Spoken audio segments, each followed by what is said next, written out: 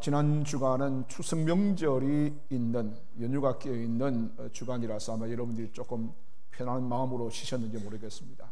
그런데 갑자기 큰 비가 왔다 폭우 때문에 주변에 어려움을 겪는 분들이 많아서 마음에 한쪽 부담이 있지만 그럼에도 불구하고 옛 어르신 말씀처럼 더도 말고 덜도 말고 한가위처럼만 되어라 했던 그 이야기처럼 여러분 하나님의 풍성하신 은혜가 정말 여러분 생활 속에, 여러분 삶 속에, 여러분이 나아가는 길들 속에 충만하시기를 예수님의 이름으로 축원합니다. 아멘. 옆 사람 얼굴 보면서 한번 이렇게 인사합시다. 잘 계셨습니까? 얼굴이 훨씬 더 좋아졌습니다. 여러분 맛있는 음식 많이 드시고 얼굴에 통통하니 살이 붙고 감사합니다. 보기가 참 좋습니다.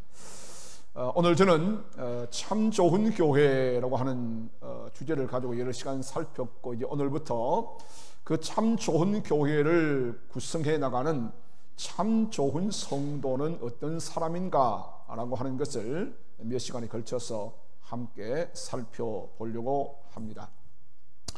한국 문화와 서구 문화의 차이점을 잘 표현해 주는 그런 한 가지가 있다고 하는데 그걸 서열의식이다 그렇게 이야기를 합니다. 한국인의 의식 구조라고 하는 책을 썼던 그리고 그런 글을 많이 발표했던 이규태라고 하는 분이 그렇게 진단을 했습니다. 그러면서 그는 이렇게 말합니다. 우리나라 사람들의 고질병 중에 하나가 있는데 고질병이라고 표현합니다. 그게 뭐냐 하면 누가 더 높은가, 누가 더 먼저인가를 따지는 서열의식이다. 그렇게 진단을 했습니다. 여러분 아시는 것처럼 한국 사람들은 먼저 사람을 만나면 예의와 격식을 차려서 대화를 풀어나갑니다. 그러다가 통성명이 이루어지고 어느 정도 대화가 오고 간 후에는 영락없이 확인하는 질문 하나가 있죠. 여러분 그게 뭡니까? 아마 다른 나라에서는 찾아볼 수 없는 우리나라만이 가지고 있는 독특한 그런 것이라고 이야기를 하는데 상대방에게 대뜸 묻는 게 당신 몇 살입니까? 라고 묻는 거죠. 요즘은 좀 고성하게 몇 학년 몇 반입니까? 그렇게 묻고 답을 얻는 경우를 봅니다. 왜 이렇게 나이를 물을까? 왜 물을까? 이유는 이겁니다. 위, 아래를 가리려고 하는 생각에서 나왔다. 누가 위고 누가 아래냐? 이 서열의식이 분명해야 당신과 나 사이에 이제 점진적인 교제가 가능하겠다라고 하는 생각 때문에 그렇다는 겁니다. 그래서 이게 확인되고 나면 내가 상대방보다 조금 더 나이가 위라고 생각하면 그때부터 소위 말하는 어른 행세가 나오기 시작한다. 그렇게 진단을 합니다. 이런 얘기가 있어요. 우리나라의 최초의 선교사의 한 사람이었던 언더우드 선교사가 본국에다가 선교 보고 편지를 보내면서 이렇게 이야기합니다. 한국에서 선교를 잘 하려면 서열의식을 잘 파악하고 적응해야 된다라고 하면서 예를 하나 들었습니다. 한국 사회는 집에 찾아가서 방에 들어갈 때 잘 분별해서 높은 자리 낮은 자리 있으니까는 어디 써야 되고 어디 앉아야 될지를 분별해야만 선교가 쉽게 이루어집니다. 그런 보고를 드렸더니 그 미국에서 한국 사회 문화를 잘 제대로 이해하지 못하는 선교 본부에서 이런 답신이 왔다고 합니다. 그러면 한국 사회는 방에 들어가면 비행기에 퍼스트, 세컨 혹은 또 비즈니스 이코노미가 있는 것처럼 1등 칸이 있고 2등 칸이고 3등 자리가 있느냐 그렇게 물어왔다는 우스꽝스러운 이야기가 있습니다. 여러분 참 그야말로 한국 사회만이 가지고 있는 독특한 문화라고 하기는 그렇고 좀 독특한 행태의 모습이지요. 그러면서 이규태 씨는 이렇게 진단합니다. 한국 사회가 더 건강한 사회로 나아가려 그러면 서열의식이 아닌 기능의식이나 사명의식이 서로의 관계에서 강조되어져야 된다. 건강한 사회, 건강한 어른 공동체를 만들려 그러면 그런 것이 강조될 필요가 있다고 진단을 합니다. 여러분, 사람의 평가는 누가 먼저 태어났느냐, 늦게 태어났느냐로 평가되는 게 아니지 않습니까? 어떤 직업을 가졌느냐에 따라서 평가될 수도 없고요. 나이를 얼마나 먹었느냐가 중요한 게 결코 아니라 그 사람이 얼마나 공동체와 사회에 기여하느냐로 평가되어야 바람직하지 않겠습니까? 내가 나이가 이 정도 나이가 찼다, 이 정도 나이가 되었다라는 것보다 더 중요한 것은 그 나이에 걸맞는 행각과 말과 품격 있는 행동이 따라주느냐가 훨씬 더 중요한 평가의 기준이 되어야 할 겁니다. 아마 여러분 이런 말을 여러분도 하셨고 자주 들어보셨을 겁니다. 어떤 분을 소개하고 말하면서 그분 이제 연세가 60이 넘었지만 아기 같은 분이에요. 아기처럼 잘 대해주면 그분이 너무너무 좋아한답니다. 여러분 참 아름다운 말처럼 들립니다마는 뭔가 잘못된 것 아닐까요? 나이가 60, 70이 되었으면 그에 걸맞는 삶이 있어야 되는데 그렇지 못하고 아기 같아, 아기처럼 대해줘야 된다? 잘못 나가도 한참 잘못 나간 게 아닐까라는 생각을 하게 되는 거죠. 여러분 나이가 60이 넘었다고 하면 인생의 경륜에서 나오는 이해심도 풍부하고 배려심도 풍부하고 다른 사람을 품어줄 수 있는 관용도 있어야 되지 않을까요? 신앙생활도 마찬가지인 것 같습니다. 몇 년 내가 믿었다, 얼마나 오랫동안 교회생활을 했다가 중요한 것이 아니라 어떻게 믿고 있느냐가 중요한 것 아닐까요? 어떻게 믿어왔고 지금도 어떻게 믿고 있느냐가 얼만큼 길이의 신앙생활, 교회생활을 했느냐보다 훨씬 더 우리가 중요하게 바라보아야 할 기준이라는 생각을 떨칠 수가 없습니다. 저도 모태신앙입니다만은 모태신앙을 자랑하는 사람들 중에서 모태신앙이면서 왜 그렇게밖에 행동 못해? 모태신앙이라며 왜 그렇게밖에 믿지 못해? 라는 말을 들으면 모태신앙이라는 것이 참 부끄럽다라고 느껴질 때도 있지 않습니까? 자, 여러분 오늘 본문에 보면 바나바라는 인물이 소개되어지는데 이 사람은요 저와 같은 모태신앙뿐만이 아니라 몇십 년의 신앙의 경륜을 갖고 있는 우리에게 참으로 본보기가 될 만한 롤모델로 삼아도 결코 부족지 않은 사람이라고 성경은 소개해주고 있습니다. 자, 오늘 바나바를 좀 설명하기 이전에 그 배경을 좀 설명하면 여러분 초대교회가 급격하게 부흥하지요. 그런데 초대교회 안에 많은 사람이 운집하다 보니까 문제가 생겼습니다. 구제하는 것 때문에 히브리파 헬라파 사이에 갈등이 생겼어요. 그 갈등을 사도들이 잘 수습을 해 놓습니다. 그렇게 아름답게 사이가 된 교회가 드디어 핍박을 받습니다. 사도행전 7장에 보면 스데반 집사가 순교를 당하고 8장에 보면 여러분 사울이라는 청년을 중심해서 엄청난 박해가 예루살렘 교회 안에 몰아닥칩니다. 왜 예루살렘 교회 이런 환난과 핍박을 받아야 되는가? 그들이 잘못 살아서 그렇습니까? 그들이 환난과 핍박을 받을 만큼 여러분 세상 사람들에게 잘못된 인상을 심어준 결과일까요? 결코 성경은 그렇게 가르치고 있지 않습니다. 그들은 주님의 가르침과 말씀대로 살고 부단히 노력하고 애를 썼음에도 불구하고 한 가지를 그들은 망각한 채로 살았습니다. 그게 뭐냐면 주님의 미션이지요. 가서 복음을 전해라. 성령이 내게 임하실 것인데 성령이 임하면 예루살렘과 유대와 사마리아 땅끝까지 내 증인이 될 것인데 너희는 가야 된다라고 주님이 거듭거듭 말씀했음에도 불구하고 그들은 예루살렘에 꽁꽁 그들은 아예 얼어붙은 사람처럼 모여 살았습니다. 그래서 주님은 예루살렘을 의도적으로 환난과 핍박을 임하게 하시고 그들이 흩어지게 만들었습니다. 여러분 흩어진 사람들이 여러 지역을 갖지 않습니까? 그런데 이런 예루살렘 교회 말씀 들을 때 설명되는 것처럼 그들이 흩은 지역에 갔음에도 불구하고 여전히 그들은 유대인에게만 도를 전했습니다. 그런데 그 중에 몇몇 사람이 헬라인에게도 복음을 전했습니다.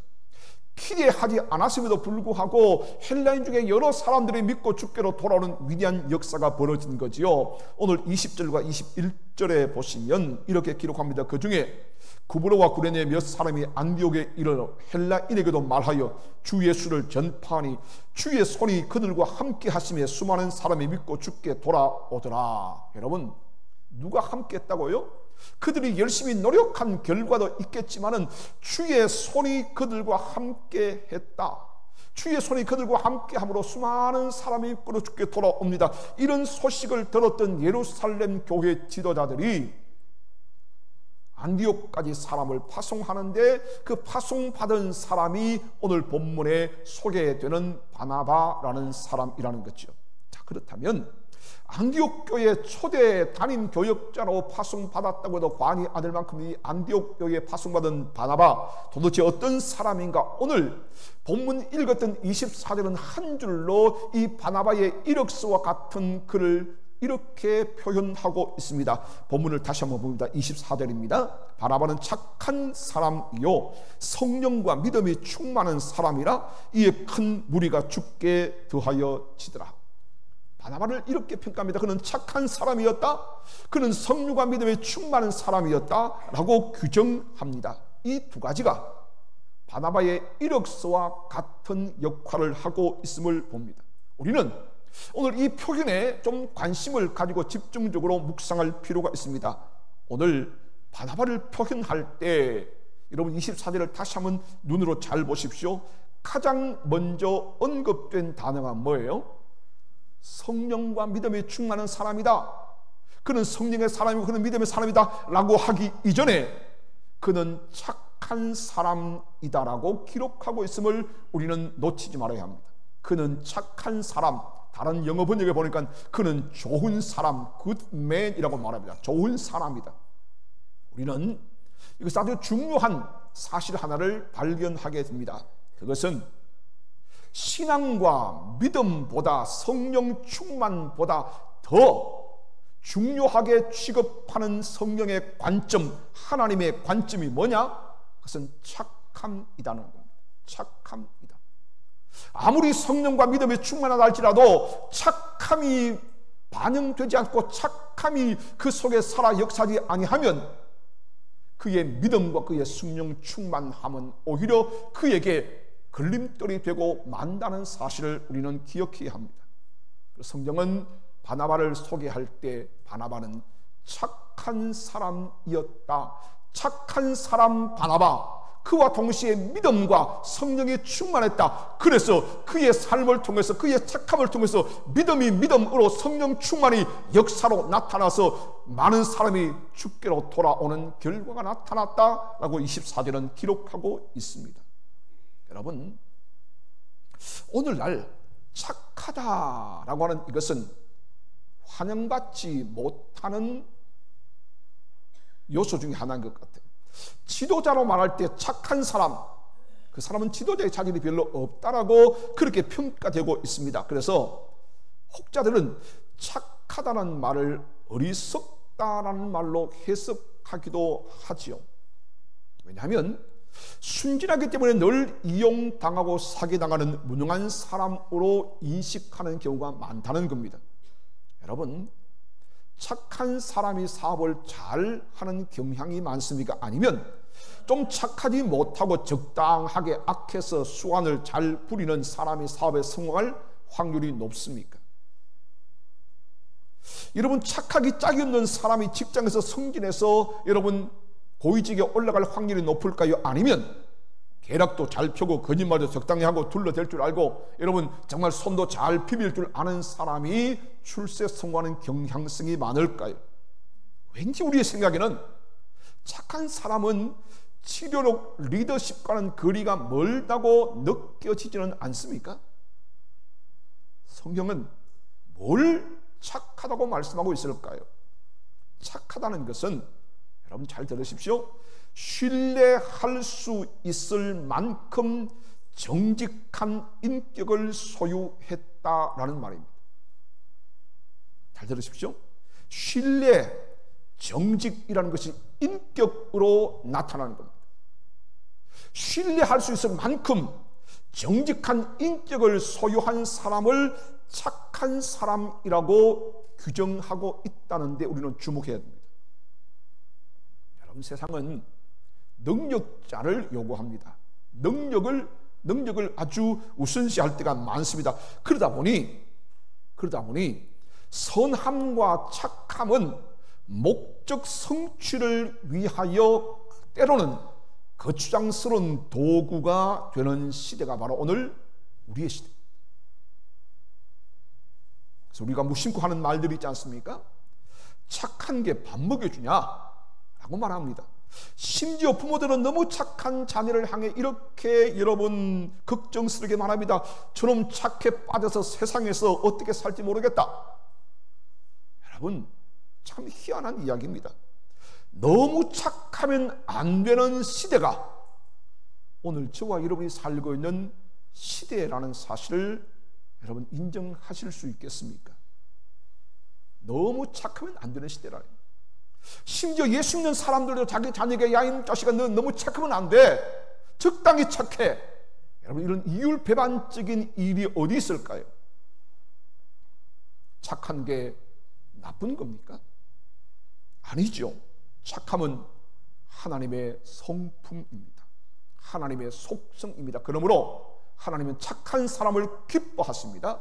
착한 사람을 통하여 하나님은 당신의 뜻을 펼쳐 나가십니다.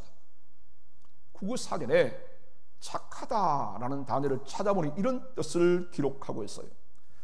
은행이나 마음씨가 곱고 바르며 어질다 그랬어요. 방송실 오늘 좀 늦네요. 예. 은행이나 마음씨가 곱고 바르며 어질다, 이걸 착하다는 표현을 하고 있습니다. 여러분, 하지만요, 성경이 말하는 착함은 이것과는 좀 질이 달라요. 결이 달라요. 만약 국어사전에 기록된 것처럼 이 착함을 말하는 정도라면 예수 안 믿는 사람 중에도 착한 사람 굉장히 많이 있습니다. 그런데 성경에서 말하는 착한 사람이라는 기준은 하나님 보시기에, 하나님 보시기에. 자, 여러분, 지금 우리가 새벽마다 열왕기를 보고 있는데 수많은 왕들, 남쪽 유다의 왕들이나 북쪽 이스라엘 왕들을 평가할 때에 그들이 얼마나 정치력과 군사력을 잘 발휘했느냐, 얼마나 인격적으로 수양과 도덕을 갖추었느냐, 거기에 기준 따라서 선하고 악함을 평가하지 않습니다. 평가의 기준은 딱 하나입니다. 여호와 앞에서, 여호와 보시기에, 여호와 보시기에. 여러분, 그리고 착한 사람은, 좋은 사람이란 것은 어떤 사람일까? 성경에 보면 하나님을 가리킬 때, 하나님의 속성을 말할 때 이 착함, 좋은 분, 그렇게 묘사한 것이 여러분 771번 나온다고 합니다. 제가 찾은 게 아니라 학자들이 찾아놓은 거예요. 예. 여러분, 성경 첫 번째 창세기를 보면 1장, 2장, 3장에 보면 7번, 5번, 3번 이 착함이라는 표현이 나오는데 하나님의 속성을 반영해요. 여러분, 사람도 처음 창조받았을 때는 좋은 사람이었습니다. 굿맨이었습니다. 착한 사람이었습니다. 죄가 그 모든 인격을 파괴시켜버립니다. 그런데 성령님에 의해서 예수 그리스도 안에서 새롭게 거듭난 사람이 되면 어떤 일이 벌어지지 아십니까? 선한 것, 좋은 것을 추구하기 시작합니다. 누구든지 그리스도 안에 있으면 새로운 피조물이라, 새로운 피조물이 되었다는 말은 하나님의 성품처럼 하나님의 DNA가 우리 안에 들어왔습니다. 하나님의 선한 착함의 DNA가 우리 안에 들어와서 그 DNA가 우리 안에 작동하기 시작하는데, 그게 뭡니까? 선함과 착함을 추구하기 시작하는 것이 거듭났다, 구원받은 사람의 특징이라 그 말입니다. 그래서 하나님께 기쁨이 되고 사람들에게 호감, 매력을 끄는 인격체, 그게 바로 착한 사람의 특징이라고 성경은 말하고 있습니다. 자, 그렇다면 오늘 본문에서 성경이 바라보는 착한 사람이다 그렇게 규정했는데 오늘 착한 사람의 첫 번째로 오늘 바나바를 묵상하는데, 그러면 어떤 사람이 구체적으로 착한 사람인가 세 가지를 오늘 본문에서 좀 찾아봅니다. 첫째로, 하나님께 온전히 헌신하는 사람이 착한 사람이라고 말합니다. 여러분, 착함이라고 하는 것은 하나님에 대한 우리의 마음을 표현할 때 씁니다.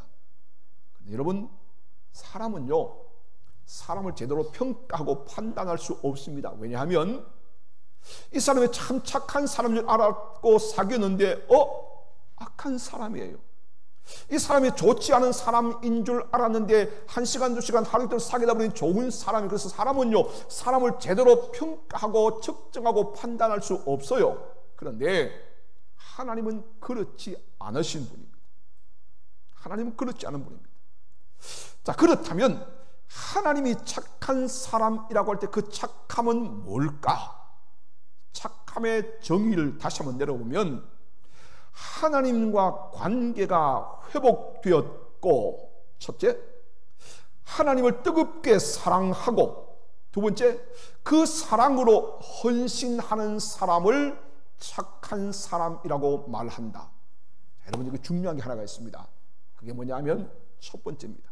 하나님과 관계가 회복되었고, 이게 무슨 말이냐면, 하나님과 관계가 어떻게 회복됩니까? 예수 그리스도 안에서 진노받을 수밖에 없는 대상이 예수 안에서 진노가 스탑되어지고 하나님과 화목한 관계가 된 사람, 즉 다른 말로 하면 예수 그리스도로 의로 덮여져 칭의를 받고 구원받은 사람이 착한 사람의 기본 전제 조건이란 말이에요. 그래서 착한 사람이 누가 착한 사람이냐?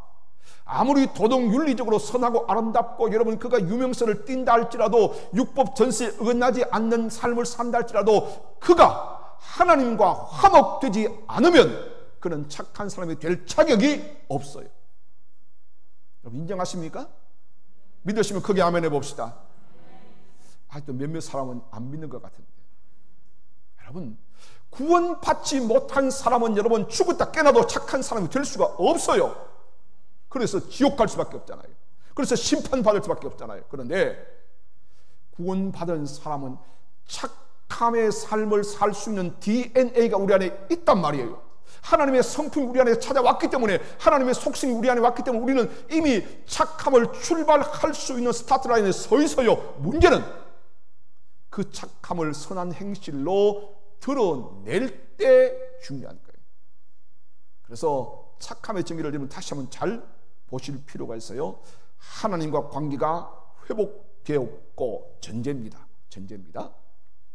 하나님을 뜨겁게 사랑하고 그 사랑으로 헌신하는 사람, 그 사랑으로 이웃을 돕는 사람. 그래서 제가 오늘 새벽에도 말씀드린 것처럼 온 율법과 선지자의 강령이 뭡니까? 하나님을 사랑하고 이웃을 네 자신, 네 몸처럼 사랑하는 것을 성경이 말하는 강령이라고 이야기를 한다고 합니다.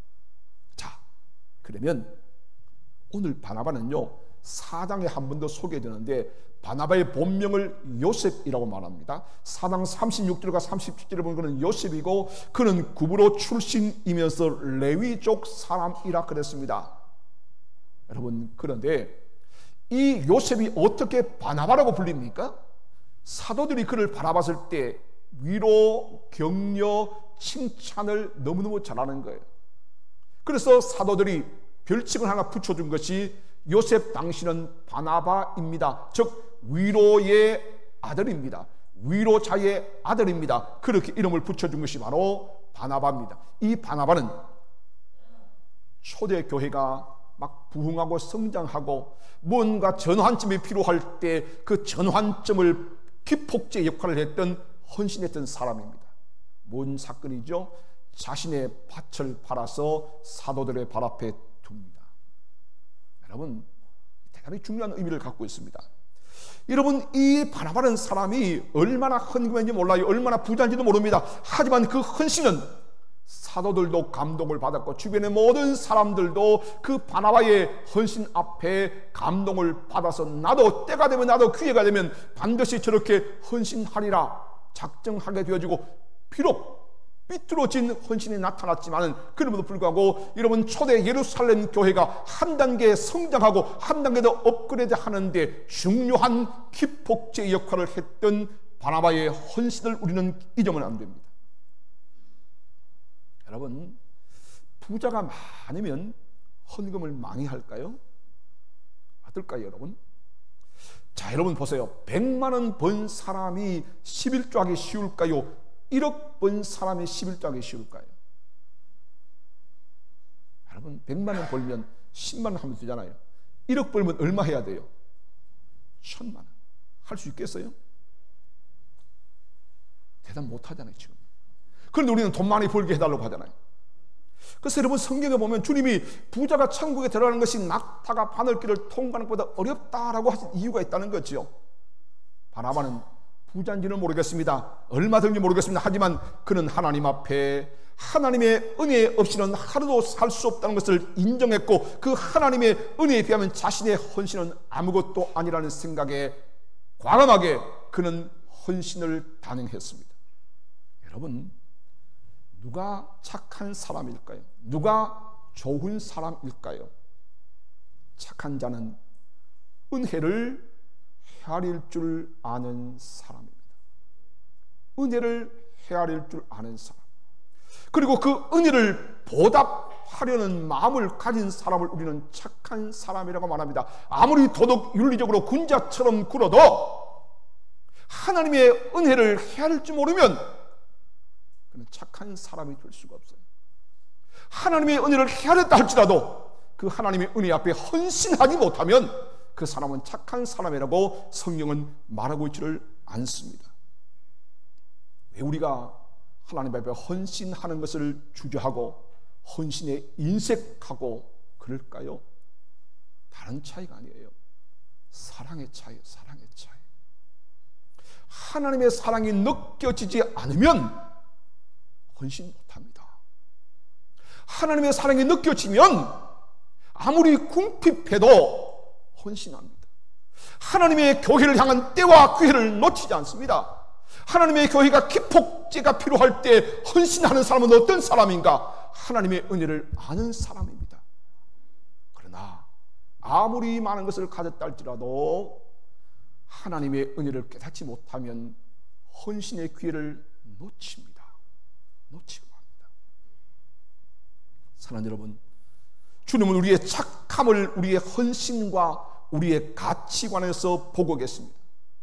정말 온전히 하나님을 사랑하고 그분이 주신 은혜를 올바로 헤아리며 감사하는 사람을 주님은 착한 사람이라고 이야기를 합니다. 왜? 주께로부터 받은 은혜를 알기에. 여러분, 착함의 반대말이 뭘까요? 악함일까요? 악함? 우리는 착함의 반대를 악함이라고 하는데 실상 잘 보면 착함의 반대는 인색함입니다. 인색함. 우리가 사는 세상은 죄악이 가득해요. 사람은 태어날 때부터 죄를 안고 태어납니다. 그런데 그 악함을 벗어버리는 방법이 딱 하나 있습니다. 예수를 영접하는 겁니다. 영접하는 것. 누구든지 그리스도 안에 예수를 영접하여 그리스도 안에 있으면 새로운 피조물이라 이전 것은 지나갔으니 보라 새 것이 되었다라고 성경은 가르치고 있습니다. 문제는 구원받은 증거를 보여야 되는데, 그래서 주 예수를 닮아야 되는데, 예수님의 착한 행실을 드러내야 되는데 어떻게 가능할까요? 이게 뭘까요? 주님 우리에게 이렇게 가르친 바가 있어요. 마태오 5장 16절을 보면 이같이 너희 빛이 사람 앞에 비치게 하여 너희로 착한 행실을 보고 하늘에 계신 너희 아버지께 영광을 돌리게 하라. 너희의 착한 행실을 보고, 누가? 사람들이 보고 우리 속에 착한 행실이 드러나야 진짜 착한 겁니다. 그 행실이 뭘까요? 헌신입니다. 헌신. 하나님은 그런 삶을 기뻐합니다. 그런 삶을 통하여 하나님은 당신의 사역을 이어가신다 그 말입니다. 가끔 우리는 착각합니다. 하나님은 능력 많고 실력에 출중한 자를 쓰신다. 아닙니다. 여러분, 하나님보다 능력과 실력이 많은 사람이 과연 어디 있을까요? 하나님은 그런 사람보다 더 자주 더 많이 쓰는 사람이 있어요. 누굽니까? 헌신하는 착한 사람입니다. 사랑하는 대문교회 성도 여러분, 바라기는 오늘 바나바처럼 주의 몸된 교회를 위하여 여러분 부흥과 성장과 도약의 기폭제가 되시는 헌신하시는 착한 성도가 되시기를 주님의 이름으로 축원합니다. 두 번째, 주님은 명령에 순종하는 사람을 착한 사람이라고 그랬습니다. 착함의 기준은요, 마음의 상태입니다. 그렇다면 착한 마음은 어떤 마음일까요? 착한 마음은 내 생각과 내 뜻보다 하나님의 뜻을 앞에 두는 마음이에요. 내 뜻과 내 생각이 나를 움직여가는 것이 아니라 내 뜻과 내 생각을 뒤로 제쳐놓고 하나님의 뜻과 하나님의 생각 따라 움직이는 것, 순종하는 것. 그래서 착함을 다른 말하면 하나님의 명령대로 순종하는 것이 착함이라는 겁니다. 여러분, 우리 예수님 보십시오. 하나님 말씀 앞에 철저하게 온전하게 순종하신 진짜 착함의 대명사가 예수님 아닙니까? 바나바도 하나님의 명령 앞에 순종했습니다. 예루살렘 교회가 안디옥 가십시오. 안디옥에 당신이 필요합니다. 당신이 가서 하나님 말씀을 제대로 잘 가르쳐 보십시오라고 파송했을 때 그는 지체 없이 주저없이 안디옥으로 갑니다. 여러분,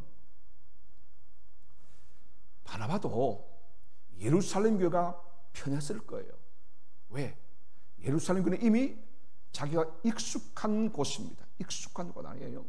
여러분, 특별히 우리 대구 지역은 분지입니다. 대구 지역의 사람들이요, 익숙함에서 좀 벗어날 필요가 있는데 익숙함에서 잘 못 벗어나요. 그래서 편한 게 좋아요.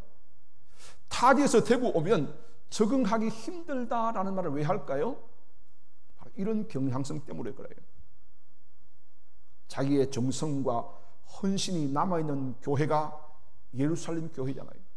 수십 년 몸담았고 정말 땀과 피를 흘려서 섬겼던 교회 아닙니까? 그런데 그 예루살렘 교회를 떠나서 낯선 땅, 이방 땅으로 환영받지 못하는 지역으로 간다는 게 쉽지 않은 결정이었습니다. 그럼에도 불구하고 바나바는 그 하나님의 미션 앞에 온전히 순종했습니다.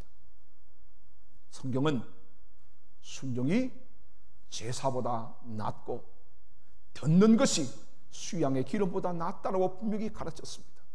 순종입니다. 순종. 여러분, 안디옥은 위험한 동네입니다. 유대인들이 대접받을 수 없는 곳입니다. 문화신설도 열악합니다. 형편도 열악한 지역이었습니다. 그럼에도 불구하고 그는 그 명령 앞에 순종했습니다. 충성했습니다. 하나님은 이런 사람을 착하다 말씀하시고 쓰시고 상 주시는 분입니다. 마태복음 25장 21절은 이렇게 가르칩니다.